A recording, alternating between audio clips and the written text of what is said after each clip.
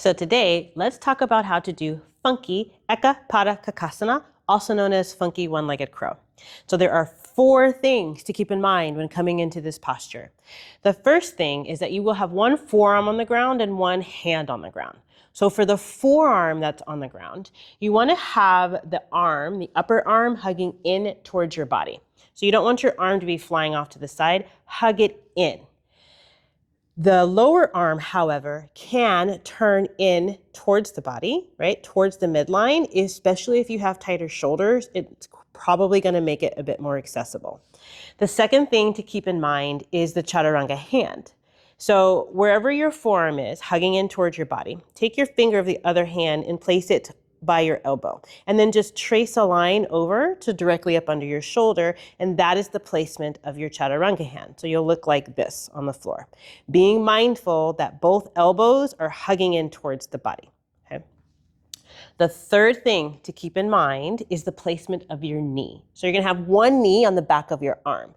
So the higher up you are on your arm, the meatier it is and the less stable it is. You want to find the most stable part of your arm, and that's typically going to be a little bit closer to your elbow. So you want to find that solid spot on your back of your arm, closer to your elbow. You're looking for what's called the weenus, right? You'll put your knee on that spot so it doesn't wiggle around. The fourth thing to keep in mind is that because you have a leg flying back behind you, it's really heavy. You're going to have to continue to shift even further forward than you would for regular crow. Okay, you have to counter the weight of that leg. So let's give it a try. Come to your mat and come to kneeling. Place your forearm on the ground, right?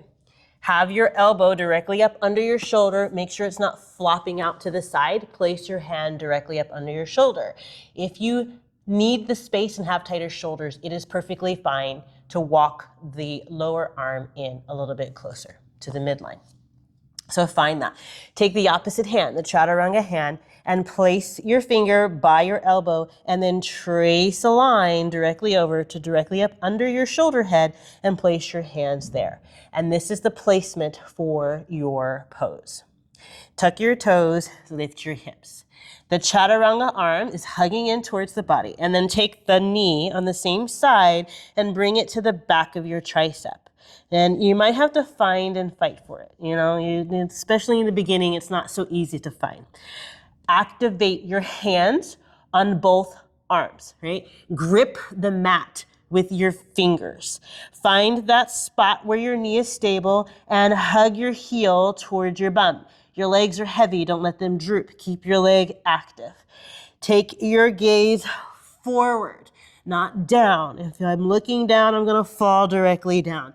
Look in the direction that you're going. Look forward.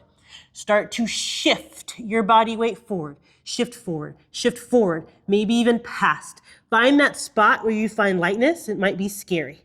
And then slowly start to lift the leg up to the sky. And boom, there it is. Engage the leg that's lifted. Point through the toes, reach, engage the glutes. And there is your funky one-legged crow.